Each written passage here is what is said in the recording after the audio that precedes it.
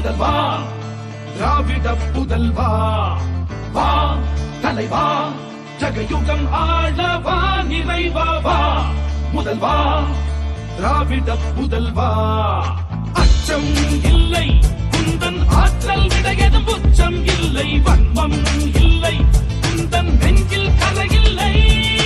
ரத்தம் ஒன்றே நமது திராவிட இனமது மொத்தம் ஒன்றே சூதை வென்றே வா ஐவிரல் காட்டி நின்றே தளபதி எங்கள் தளபதி